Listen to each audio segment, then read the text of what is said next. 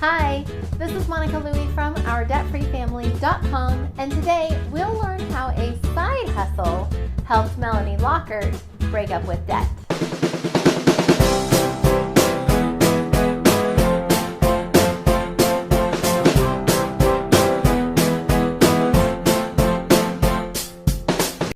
Melanie Locker is the personality behind the award-winning blog DearDebt.com, where she chronicled her journey out of $81,000 of student loan debt. Through her blog, she inspires readers to break up with debt by writing their very own breakup letter to debt. In 2015, Melanie and her journey out of debt was named one of the top 5 most inspiring personal finance stories of the year by Yahoo Finance. She currently works as a freelance writer and event planner. Melanie and her work have appeared in Business Insider, The Huffington Post, Yahoo Finance, Inc., and more.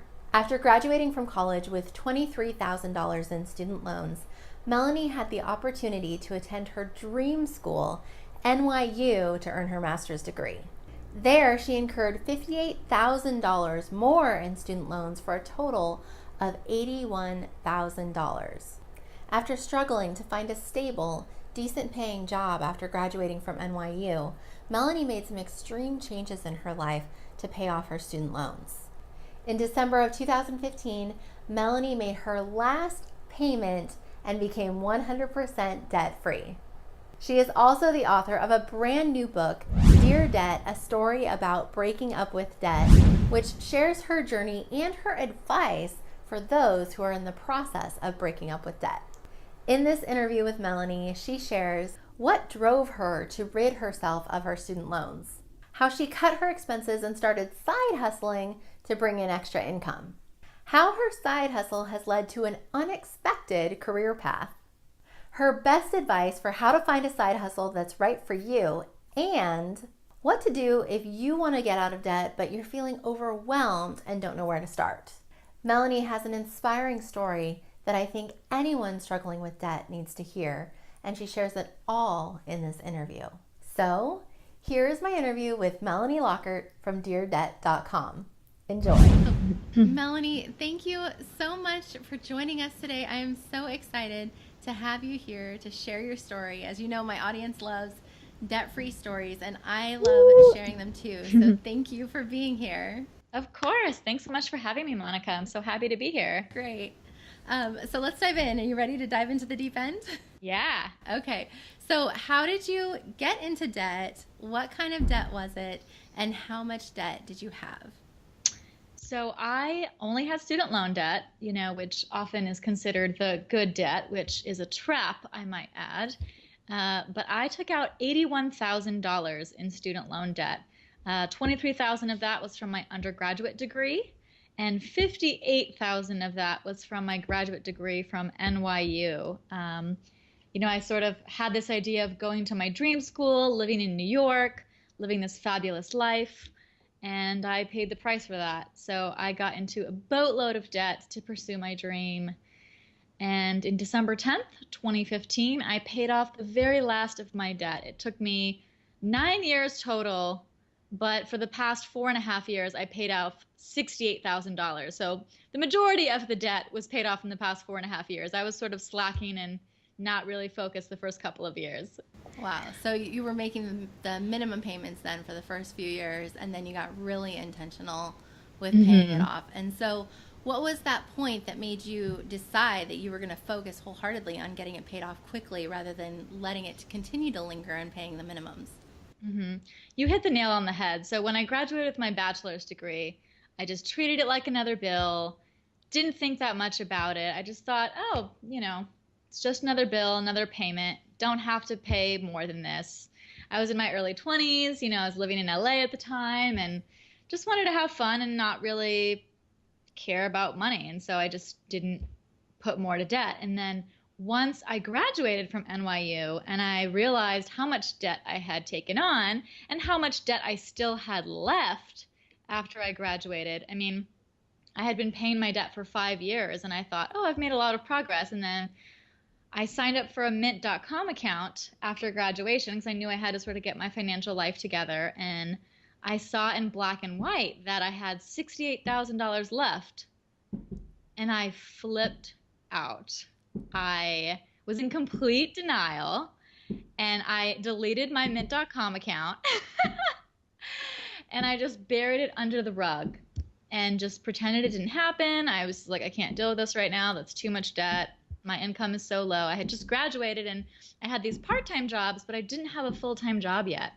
And really sort of the breaking point was 6 months after graduation, 30 interviews later, I still didn't have a full-time job in New York. And I realized if I really wanted to make progress on my student loans, that I couldn't afford to live in New York and not have a full-time job and pay back my student loans. So I moved to Portland, Oregon to be with my partner. We were doing long distance during that time for about 2 years. And I thought this will be a fresh start. It'll be a lot cheaper in Portland. And so I moved there. And, that was a big wake-up call for me because I didn't necessarily want to move to Portland. The long distance part was tough, but I loved being in New York. And, once your debt really starts changing your life and your dreams, and you realize that you're sort of forced into a choice you don't want to make, that was sort of my big wake-up call. And I was like, I have to get this off of my back because my choices in life are going to be limited until I pay this off. So how much were your payments a month? Do you mind sharing? They were about $900 to $1,000 a month. And this is on a standard repayment plan. I have to, tell people I could have gone on income-based repayment and had much lower to probably non-existent payments, but I was so crazy about paying off my debt that I did not once go on an income-driven plan because I knew that it would just be so much in interest. I did calculate my interest on a standard repayment plan, and I was already paying $300 a month towards interest. So I was already just, feeling like I could barely get ahead anyways with the $1,000 payment, It's like more than a third of it already going to interest. So I knew if I did an income-driven plan, every single payment would just go to interest and I would just be maintaining, not even getting ahead. So, they were close to $1,000 payments. And I could have lowered them, and I suggest people lowering it if you truly, truly can't pay it. I did make the difficult decision to drain most of my savings when I was still sort of trying to find a job for the next couple of years, which was a very personal choice, not one that I necessarily recommend to everyone. I was literally insane about getting out of debt. I just felt crazy about it. Okay, so what did you do? Because your minimum payment was almost $1,000. And so what did you do to accelerate that, to pay it off so quickly? Did you cut spending? Did you bring in extra income? What was your strategy there? So first and foremost, I cut back. I moved from New York to Portland, which cut my rent in half, literally. I didn't have a car still. I didn't have a gym membership. I didn't have cable. I didn't have a pet. I didn't have kids. I never went clothes shopping, barely went out to eat. I cut my budget back to the bone, just lived. I probably had a better lifestyle, at 23 than I did at that point, which I think I was 27 or 28. I just lived like an early college student at that point. And, so the first strategy was to cut back all of my expenses, really sort of lower my payments going out. And then I sort of hit a plateau and I realized that with how little I was making with these part-time jobs, these gigs, I struggled for about 1.5 years in Portland to try to find stable work, that I really had to earn more, because when you're making $10 to $12 an hour at a temp job, you're not going to be able to pay that much towards your student loans regardless. When I first moved to Portland, I found a $10 an hour admin assistant job that was bringing me $800 a month. I was on food stamps at that point and still trying to make payments on my student loans, and it was crazy. And, I then found a better job at $12 an hour, but that was another temp job. And then, finally after 1.5 years, 6 months after starting my blog, I found a full-time job at $31,000 a year, which, seemed like a huge step up at the time. But even then, it's still on a lower end scale for most people, I think in the US. Right. And I know, I mean, I live right outside Portland, and I know it's not New York, definitely. Yeah. It's quite a change from New York, but it still is, a Hmm. fairly, I think, high for this area, cost Hmm. of living. It's getting more expensive for sure. Yeah. Yeah. So, and then, I mean, on top of that, so you had, not, I don't want to say just a bachelor's degree, but you had your Yeah. master's and still struggling to find work. Yes. It So, was painful. It was very painful. from your dream school, NYU. Yeah. So, Yeah. okay, so, but then what did you do? So you're making 31,000, Mhm. which is a better pay, but still you were thinking not quite enough if I really want to get this paid off quickly. Mhm. Well, really the turning point for me making more, the whole time in Portland, the whole year and a half before I found that full-time job, I relied on the side hustle. I just had to hustle every chance I could because I didn't have full-time work. So I would pet sit, I would be a house cleaner, I would be an event assistant. I sold water bottles at a rave overnight at this club one time. I did really crazy things to do money, like to make money, anything that I could possibly do because I was just like, I have to support myself. Nobody else can. My boyfriend was a student at that time. Um, so I hustled a lot. And then in January 2013 is when I started my blog. And that was really when things started to change directions. And then, 6 months later, when I found that job, it was funny because things started to shift and I started to realize maybe I could do freelance writing and editing and social media, which has really come from my blog. So, within a year of getting that full-time job, I actually ended up quitting that nonprofit job that I had been waiting to get for so long because then I had really kind of created my own career with my blog. So it's been quite an interesting journey going from $10 to $12 an hour on food stamps, 30 interviews in New York, can't find a job, struggling to find permanent and full-time work for 2 years after graduation.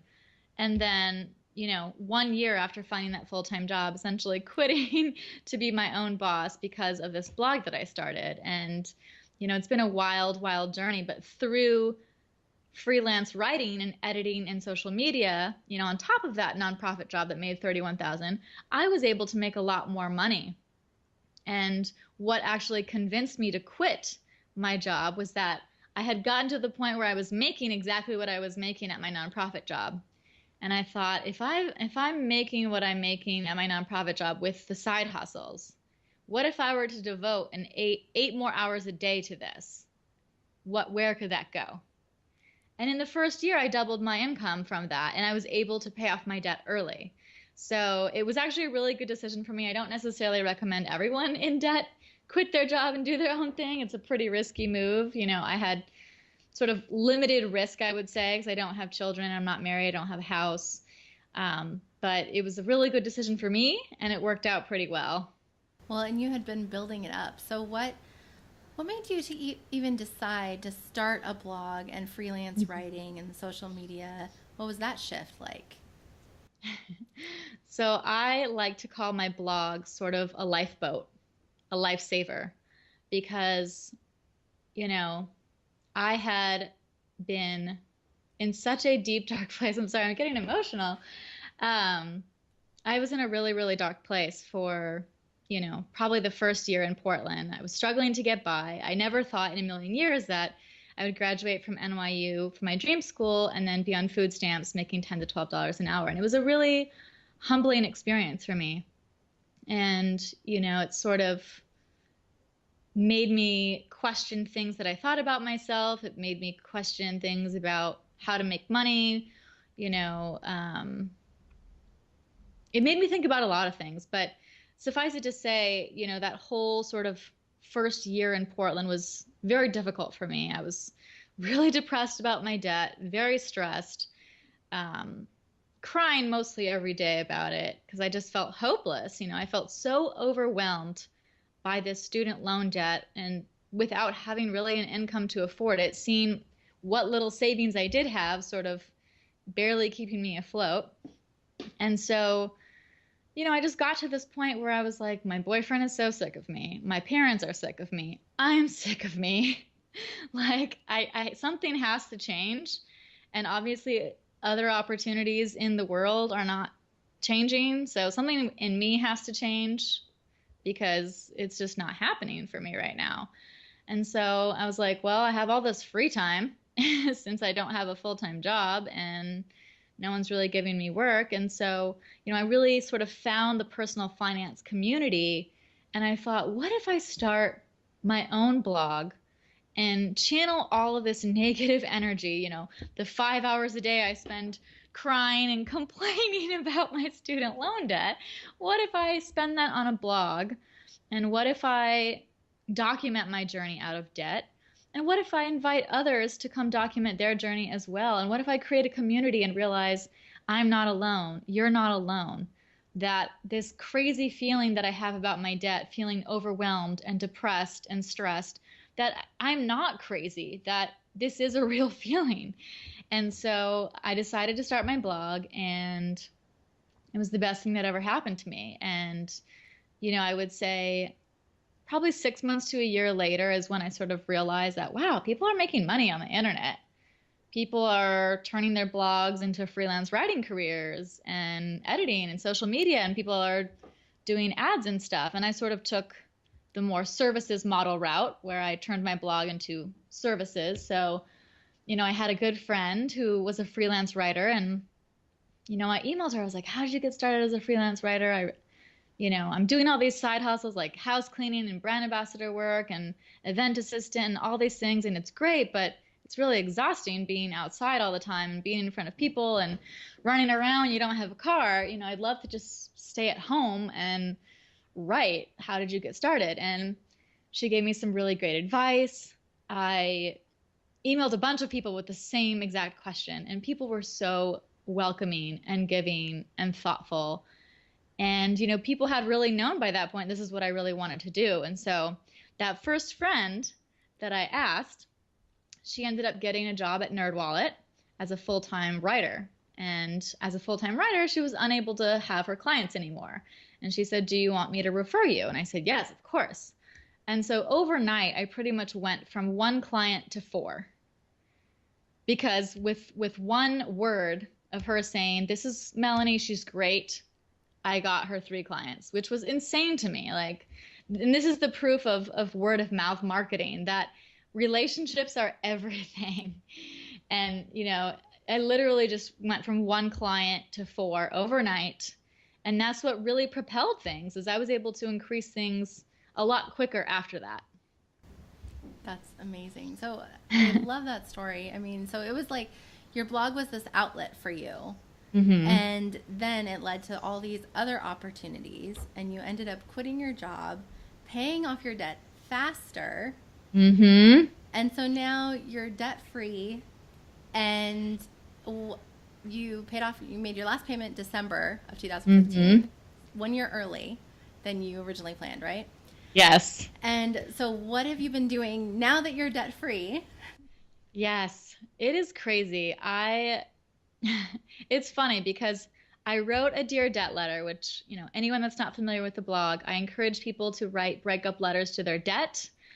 It's a really fun, cathartic project. And so I was looking back to one of the old Dear Debt letters, and it was a Dear Debt letter, but to my future self.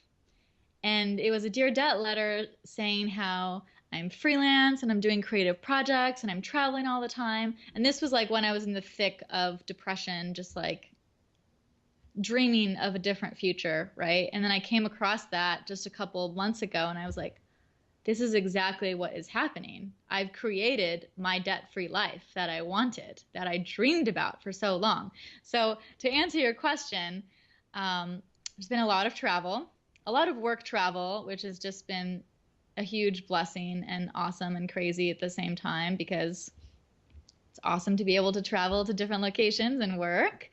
Lots of freelance writing for financial companies, which I'm really proud of. Also event planning. I'm also investing, which is really, really great. I kind of regret not investing practically at all while I was paying off debt. And now I'm 31 with pretty much very, very low portfolio. But regardless, I've been able to sort of build my way up. Now I'm not paying for my past, I can pay for my future. So it's been really exciting to see how quickly I can build my savings, how quickly I can start investing. It is great, got this last minute opportunity to come to New York for this crazy gig. And I was like, sure, I can take it. And that's something I probably would never have done if I was in debt. So I feel like being debt free has given me so many opportunities just by having more choices, more options, more freedom, to really be able to say, this is what I want to do with my money. I want to live in Los Angeles. I want to travel. I want to work from anywhere. I want to build my savings and my investment and catch up for lost time, because for the past 10 years I've been paying off debt, So what's been going on the past 8 months. That is so exciting. So, gosh. And so you wrote that letter and then you put it away and didn't read it again. And now it's come true. Yeah, and it's funny because I put it in the book that I just published, and I was going through my blog to see which Dear Debt letters I should publish and put on the book, and I found that, and I was like, oh my gosh. And so that's one of the last Dear Debt letters in the book, was that one, just because it just was so meaningful for me. Right. Okay, so you brought up the book. I was going to go there next. So in addition to traveling and enjoying life and enjoying debt freedom and investing and saving, you've also written a book that came as another opportunity that came from your blog and your, journey out of debt. And so tell us about the book.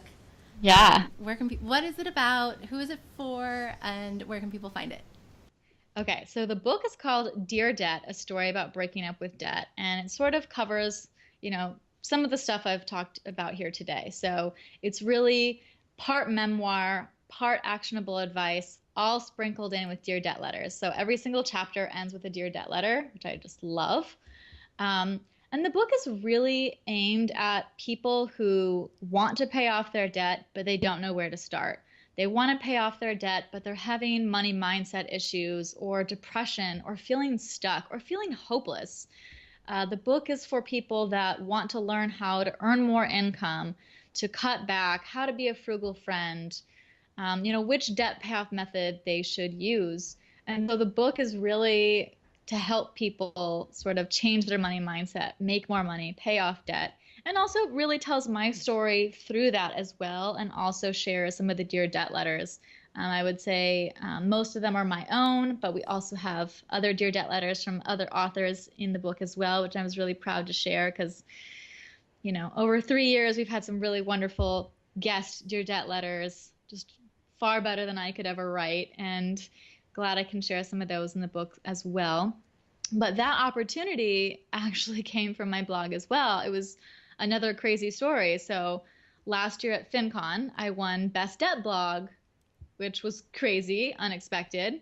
And I was at the airport flying back to Portland at that time. And I look at my email and it said, potential book inquiry. And I was like, what?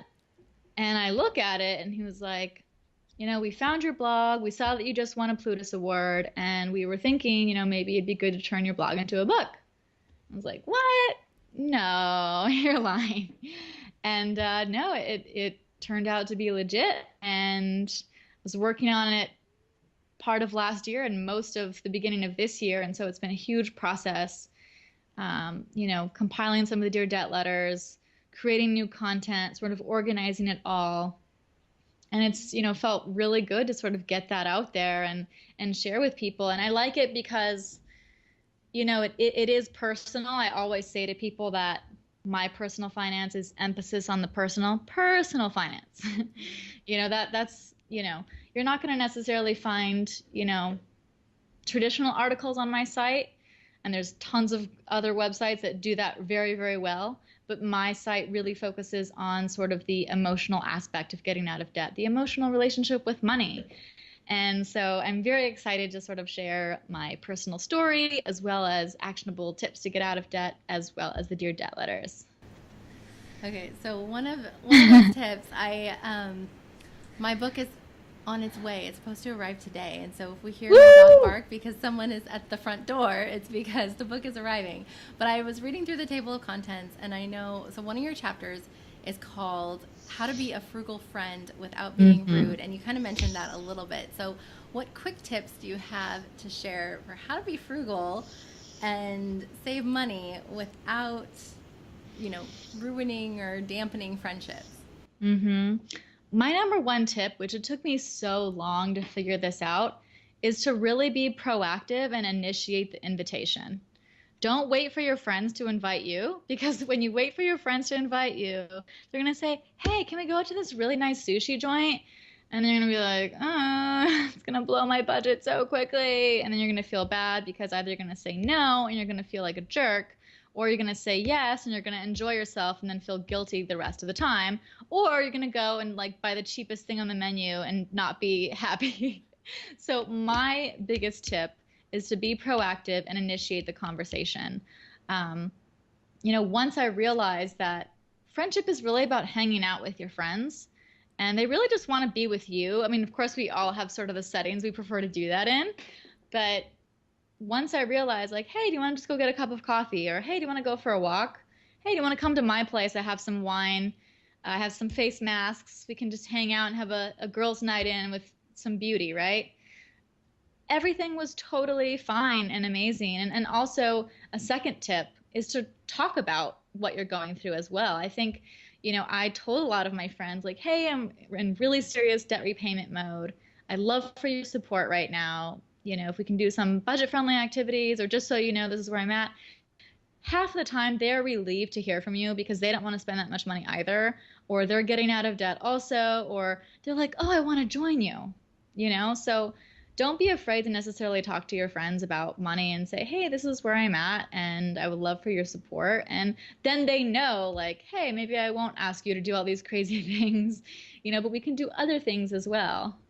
Right. I love that because then they have a heads up. So if they do end up asking you, then they already understand when you say, "Oh, doesn't work for me. We could do this instead." Yes. Um, Exactly. yeah. The One thing. counter offer. It's always about the counter offer. Yeah. So if you do have to say no, say, hey, actually, it doesn't work for me, but how about coffee next week? Or hey, come over, we have some wine and you can come over? Right. One thing we've done is potlucks to everybody Yeah. bring something rather than all going out and spending a bunch of money. We do Yes. potlucks and we still get to enjoy each other. And Yeah. so yeah, great advice. And so also another chapter is about why you need a side hustle, and you talked a lot about Hmm. that and how it completely changed things for you, helped you pay off debt, created a whole new career for yourself. Yeah. Um, so why do people need a side hustle? And then what advice do you have for people out there who know they want to do something to bring in extra income, but they don't know what to do or how to get started? Hmm. I talk about this in the book, and the story I sort of paint in the chapter about side hustling is, imagine if you got fired today. Whatever the reason, you got fired, you got laid off. They said, the budget's been cut. Unfortunately, you're not coming back. And today was your last day. I mean, and what would you do? Probably after having a stiff drink, a glass of wine, a bottle of wine, you'd probably be like, oh my gosh, I don't know what to do. I don't know what to do. Right. And the current workforce, we put all of our eggs in one basket. And at any given moment, you can get fired, you can get laid off. Office politics, they're downsizing. Oh, there's no more budget. Someone doesn't like you. The reasons are endless why suddenly you can be without a job. And it is a frightening prospect to have the hand that feeds you suddenly cut off. And if you're lucky, even if you were to get a job the very next day, it'd probably still be 3 to 4 weeks to even got paid.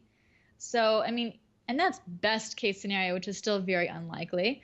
So, you really need something else that you can do on the side that is bringing something in so that if you do lose your job, you're not suddenly SOL.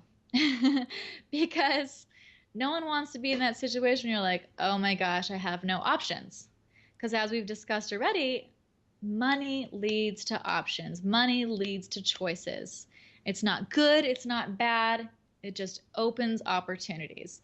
And so if you don't have any money coming in, then all of a sudden things are going to get really hard. So everyone needs a side hustle because you need sort of that extra financial security.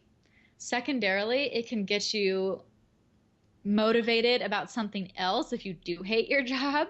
It can turn into a different job if you want it to, if you think that's something you want to pursue. You can also try out new things in a low risk environment. I mean, I've learned so many different skills through side hustling that I would have never learned on a job, because when you get a job, you're already supposed to know all this stuff. Through a side hustle, you can kind of learn on the job, figure things out, be in new situations, and sort of figure it out as you go, right? So you have all of these opportunities to learn and to try new things. And so I definitely think it's necessary for everyone to have a side hustle. And for people who really think, I don't know what to do, I don't know where to start, first I would say figure out sort of your personality type. My biggest side hustle was being a brand ambassador. I would work concerts and sporting events and public festivals and hand out free swag for companies. So I worked for Starbucks and Mazda and Keurig and all these companies and handing out free swag. Now that was a great side hustle for me as a theater major, but for an introvert, I know some people have told me I would rather die than do that. So definitely sort of understand who you are, what you can do, and really find sort of that mix of what you are talented at and what people are willing to pay you for. I wish someone would pay me to eat donuts all day, but don't think I'll find a benefactor for that. But, so you have to really find what you're skilled at and what people will pay you to do. And if you're still sort of unsure of what that is, what I suggest in the book is, look at what people are saying to you. Are people always saying, you are so good with kids? I love the way you are around pets. You are a really great photographer. You are such a good designer. You are a really great people person. Listen to what other people are telling you, because that is sort of priming you for what you could be doing. People are already giving you feedback and you're not even getting paid for it yet. So definitely sort of look at what people are saying to you and sort of help that guide you. I do have a list of side hustles in the book, for starters, if you're sort of stuck. And I also have websites that you can sort of look for work as well, because there's so many different places you can look for work in the sharing economy and start making money tomorrow. That's great advice. I love all of that. Thank you for sharing that. I think that'll help a lot of people come up with ideas of, what do people tell me that I'm good at, or, compliment me for, and then how can I apply that, or how can I look at my past experience, and use that in a strategic way. So I love that. And I agree with you. I think it's so important, because you can never just rely on that one source of income. I mean, in today's world, we've learned that. And so it is smart to have multiple streams of income coming in, having different options. And like you said, it creates, opportunities and freedom for you. So, what advice do you have for those people who want to get out of debt, but, like you and like me, deep in debt, feeling overwhelmed, not sure where to start? What is the first thing they should do? First thing I would do is really take the first step of understanding exactly how much you owe and what the interest rates are. I think, I liken it to the 5 stages of grief. It's very similar in debt. The first step is always denial. You want to pretend it doesn't exist, that, I'll deal with it later. You just want to sweep it under the rug, but really you have to take action and get out of that denial phase. So that, requires looking at the hard numbers. I know I was so shocked when I saw that I still owed $68,000, after NYU. May 2011, I was like, oh my gosh, I thought that I've been paying this thing for 5 years already. I thought even with all of the extra debt I was taking on that it wouldn't be like this. And, it was a really hard pill to swallow when you've been in denial for so long and then you finally face the numbers. And so I would say, look at the numbers, look at the interest rates, see exactly what you owe. I also recommend calculating your daily interest rate. That was really eye-opening for me. I calculated that I was paying $11 a day in interest. And I was like, I'm paying more than $300 a month towards interest. And I just kept thinking about all these other things I would do with $300. Like, that's a plane ticket to LA, it's like several nice meals per month. Like, I was like, I can't be wasting all this money on interest. And so I also recommend getting angry. and I mean that to say, let your anger motivate you. Don't be angry at anyone else. Don't be angry at yourself. Be angry at your debt. You could write a Dear Debt letter about it. But use that to fuel you into action, and really come up with a payment plan that works for you. I personally did the debt avalanche method, which was focusing on my high interest debt first. And that was because I had roughly $58,000 at, an average of 7%. And then, at that point I had maybe 13,000 at like 2.3% or something like that. So, my undergrad loan was not charging me that much in interest, but my $50,000 at 7% was costing me a lot of money per day. And that was what made me feel better at night, was to pay the loans off with the most interest. That's great advice. So, thank you so much for being here. I mean, coming clean, like, opening up, sharing your story, sharing the struggle that really fueled this complete change, not only in your financial situation, but in your entire life, giving you so many opportunities, being able to create a career for yourself that you love, and to be your own boss. And so many of us, dream of about that, and you've done it, and it came out of this, place where you knew you needed a change.